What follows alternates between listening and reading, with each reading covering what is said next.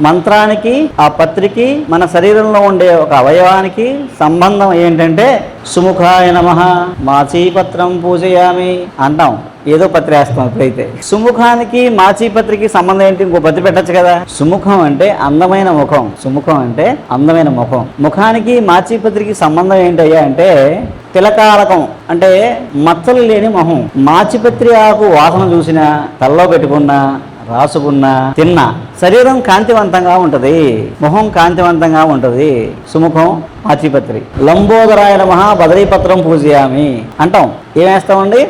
ఏదో వేస్తాం. బదరీపత్రం వేయం. బదరి అంటే రేగు, బదరి అంటే రేగు, భద్రాక్ష రుద్రాక్ష. భద్రాక్ష అంటే రేగుబండి గింజని ప్రెస్ చేస్తే భద్రాక్ష అవుతుంది. లంబోదరం అంటే పెద్ద పొట్ట. పొట్టకి బదరి అంటే రేగికి సంబంధం ఏంటి? భుక్త్వాత బదరీ ఫలం. భోజనానంతరం ఏదైనా తిన్న తర్వాత రేగిపండు తింటే ఉదర వ్యాధులు రావు. అలాగే రేగాకు వాసన చూసినా, దాన్ని టచ్ చేసినా దాని యొక్క యాస్ట్రల్ ఎనర్జీ మనకి పాస్ అన్నాయి, మన ఉదర వ్యాధులు రాకుండా ఉంటాయి.